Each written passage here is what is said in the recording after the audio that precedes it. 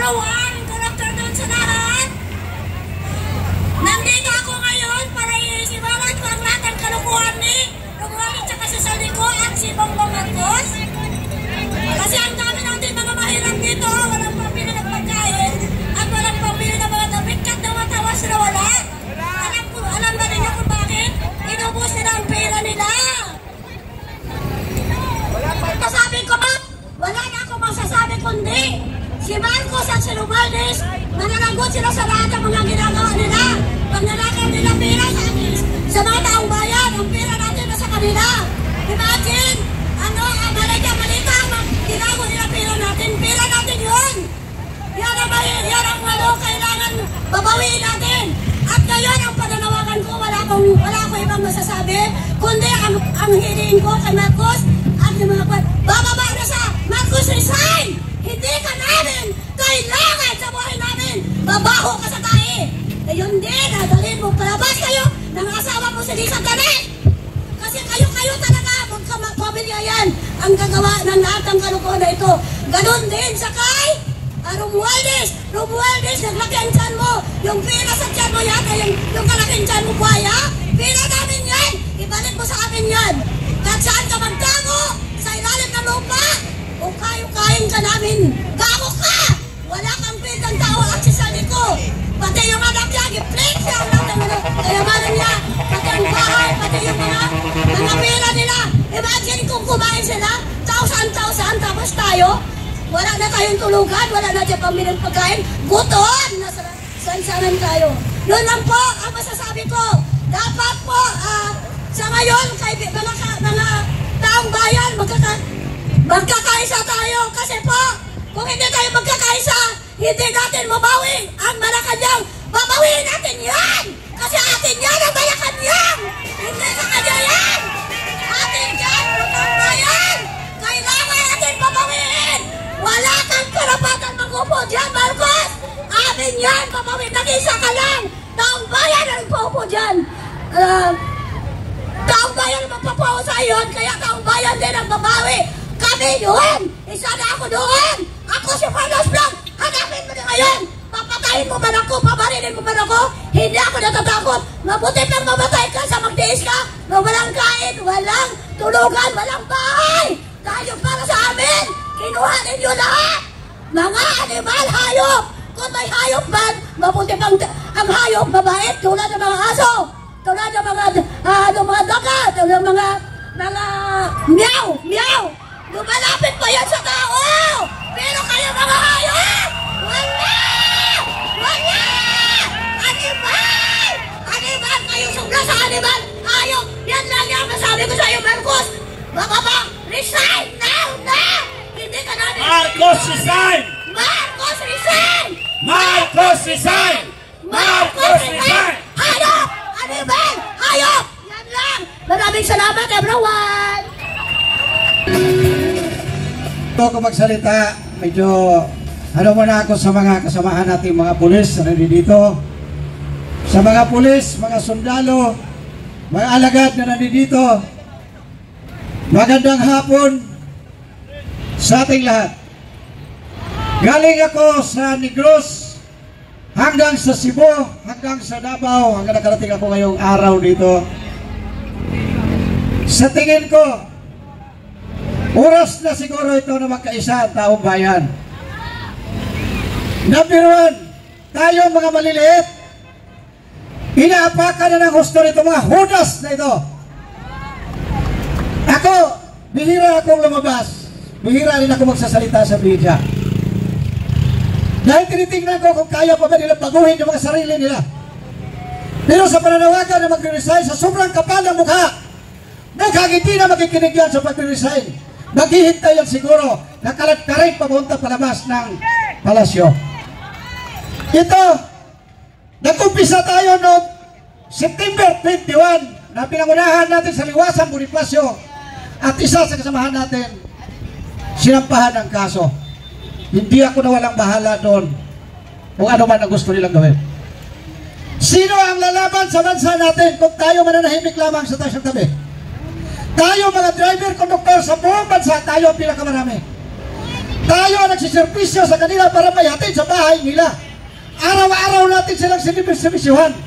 Pero ang ginawa nila sa atin sa mga tax natin, hindi pa natin nakuha yung sweldo. Pinakanabangan na nila yung tax natin sa mga iudi puta ng mga magnanakaw ng mga politiko. Anong ginawa nila sa bansa natin? Galing ako sa Negros, nawagan ako doon sa mga congressman na nakakasakop doon. Isipin mo yung flood control. Pinatong lang sa bato. Nilagyan ng konting saminto. Isang bisis lang binaha. Diba? Ngayon, ang daming mga dinaanan ko karsada papunta sa Cebu. Doon sa tinamaan ng lindol sa Cebu. Tinignan ko ng gusto, may matatamaan man dito dahil naglandslide doon, dahil kalbo na yung kagubatan natin. Dahil sa kanilang illegal logging. Ano na nangyari sa bansa natin? Saan tatakbo ang maliliit nating mga kababayan? Kahit saan nasulok sa buong bansa, agaw dito, agaw doon.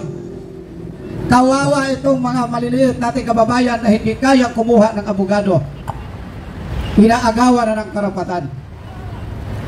Saan ka pupunta pag wala kang SOP, hindi ka makikinggan? Matamaan man ang matamaan itong sinasabi ko. Kahit saan tayo sulok, maghaharapan, haharapin ko kayo. Sa tagal ko ng pamumuno sa Union, doon ko naisipan, doon ko natingnan kung gaano kagarapan ang gobyerno sa ating bayan. Saan ka pupunta? Pupunta ka ng dole, kakampi ng mga animal na mga businessman. Bakit? Sino ba naglagay sa kanila dyan? Ang problema lang natin mga Pilipino, hindi pa rin tayo nagising sa katotohanan. Dahil kung walang pira na ibibigay sa atin ang politiko, hindi tayo bubuto. Ang pinapakinggan natin ang pira, ano nangyari sa atin ngayon dahil doon sa pira? Pinagsamantalaan tayo. Lahat ng kahayupan sa atin pinabalik. Siguro, galit na yung Panginoon sa bansa natin. Sana, ipagdasal na lang natin na mabawas-bawasan ang kakapal ng mukha ng mga tao nandyan sa Malacanang. Nandyan, nakaupo sa Kongreso, nakaupo sa Senado. Anong nangyari ngayon sa investigasyon? Naghihintay tayo na mayroong mapaparusahan, pero sa tingin ko mukhang wala. Dahil sila mismo nagtatakipan. Sabi nila, hero daw ang presidente natin. Ngayon, ipapaliwanag ko sa inyo yung sinasabi nila na si Presidente Marcos daw ay hero. Hindi ko alam kung saan siya nagiging hero. Ha? Puta ka na, hindi siya hero. Bakit? Saan ba galing ang pundo natin na inalinig sa Kongreso para paghati-hatiin ito? Di ba ang Presidente ang nagdala roon? Magkano ang budget ka doon na 2026? Baka hindi ninyo alam. 6.793 trillion bawat taon. Trillion ang itinataas natin. Ibig sabihin pala, bawat taon, trillion din ang tinataas na production natin. Trillion din ang dagdag ng tao natin. Para lang yung bahay. Nangungupahan ka ng bahay, sige kang pangutang na sasakyan, hindi ka magagawa yan. Over manpower. Tapos sasabihin ngayon, hello, hero daw. Paano siya naging hero? Saan siya doon nagiging hero? Hero siguro sa pagluluko sa taong bayan. Bakit? Kung walang congressman na maglalagay ng budget sa DPWH, walang DPWH na magnanakaw. Kung walang DPWH, walang taga-gobyernong sekretary ng dyan, walang senador, at wala rin presidente na mag-approve noong sa kanilang budget. Tapos sasabihin mo, hero? Paano ka naging hero? Pinirmahan mo ang budget. Insertion fund. Noon pa mag-eleksyon. Pinag-uusapan na namin yan ni Vic Rodriguez doon. Sinasabi mo, program pero mayroong 4 trillion na budget. Tapos doon tayo nakatutok ngayon sa 125 million. Nasaan ba ang utak natin? Sa tingin nila, gano'n na lang tayo kabobo lahat na Pilipino.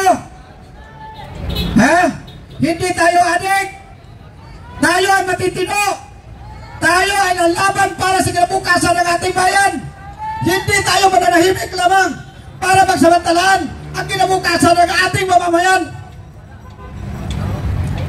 Magkapal na ang mukha niyan, hindi ang magre-resign. Tayo ang husga ng mamamayan. Nanawagan tayo sa pagkakaisa sa ating mga kasamahan.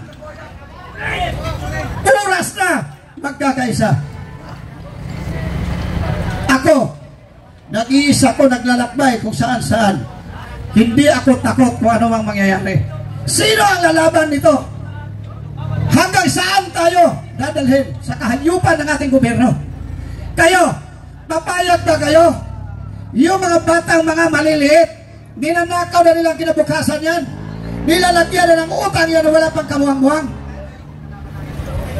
Lahat tayo dito manggagawa. Kahit itong mga pulis, manggagawa din yan. Hindi pa nakakarating sa bulsa nila ang kanilang mga sahod. Pero yan, bawas na sa tax natin na pinagsamantalaan nila. Wala na tayong mapupuntahan kung hindi tayo na ang aasa sa sarili na natin. Para naman doon sa mga vlogger, para doon sa mga vlogger na dinudugtungan, binabawasan ng mga kwento, mag-ingat kayo, may hangganan lahat yan. Hindi natutulog ang Panginoon. Baka pinakain mo sa kalukuhan yung pamilya mo dahil sa pagbablog mo na kalukuhan para sirain ang kapwa mo Pilipino. May hangganan lahat yan. Babawiin sa'yo yan. Tumindig ka't matino, ipaglaban mo kanyang tama na hindi ka bulag. Nakikita mo na ang ratsahan ngayon na pagnanakaw sa ating bayan. Hindi lang flood control ang may ghost project. Ngayon, tayo mga mamamayan, turuan natin kayo para kayo naman magsurvey isa-isa doon sa inyong mga probinsya. Hindi lang, sa natuklasan ko, hindi lang flood control, may ghost project. Mayroon tayong mga dinaanan na karsada, kalahati lang at tinapos, kadamuhan na. Pero bayad na sa gobyerno. Bayad na ang project na yan. Nasaan na punta? At mayroon nang nai-report sa Senado, pero bakit hindi nila tinuloy-tuloy yan? Doon sa per square meter na sinasabing na 15,000 per square meter nitong karsada, napakalaking budget na yan. Pero magkano ang inabot ngayon? 300,000 per square meter. Anong klase ng simento ginamit niyan? Ginto? Sino ngayon ang hindi niyon? Bahay blood. Kahit gaano kabubo noong tao, kaya niya computin yun. Alam niyo ba kung gaano kalaki yung 1 square meter? Hindi lang yan. Baka pagdating ng araw, matutuklasan pa natin, mayroon pang eskwelahan, mayroon pang hospital, na kunyari tapos na. Pero pumunta sila doon sa barangay Barrio Bato, Negros Occidental, mayroon doon hospital na talo pa noong asinda ng bagong inalisa ng katubuhan. Walang tao. Public hospital, walang doktor. Andun yung mga tao, andyan yung hospital na katiwangwang. Maimbestigahan nga ninyo yan kung saan napunta ang budget dyan. Dahil ako, kahit walang bayad, tutulong ako dyan. Itong linggo na ito, lilipad na naman ako papuntang Visayas para makita naman ang kabulastugan. Ako sa tingin ko, Mr. Marcos, hindi na kita tawagin Presidente. Mr. Marcos, kung may kayaan ka sa sarili mo, noon pa, eleksyon ng 2022, nagbitaw na ako ng salita, pag hindi ka tumino, gagaya ka sa tatay mo. Kung yun ay tatay mo nga. Ha? Oh, ba't kayo natawa? Nagtanong lang naman ako kung yun ba talaga ay tatay na. Wala namang masama sa pagtatanong. Di ba? Sa kagarapalan ninyo, sa paghabol ng pirang hindi sa inyo, pawian ninyo ang taong bayan. Diyan kayo nagkakamali. Dahil kapag ito napuno na itong taong bayan, takbo pang trahedya na darating dito sa bansa natin, ewan ko lang kung iikot ang tumbong mo. Sa Mindanao nga, mukhang wala ka nang maitulong eh. Sa bagay sa mga taga Mindanao, taga ron sa amin, hindi naman yata tatanggapin. Ay paubaya nila pag dito tumama na sa Luzon. Dahil ito, kalamidad ito, walang pinipili ito. Siguro, marami pa magsasalita rito. Ako, isa na lang ang panawagan ko sa lahat. Dahil alam ko, nakikita ito sa buong sambayan ng Pilipino, sa lahat ng mga driver, konduktor. Andito ang chairman ng Transport Alliance sa buong Pilipinas. Lalaban tayo ng sabayan. Tayo ang nagservisyo sa kanila. Minamaliit tayo. Wala na tayong ihahatid pa sa Malacanang Marcos. Tanggalin natin yan.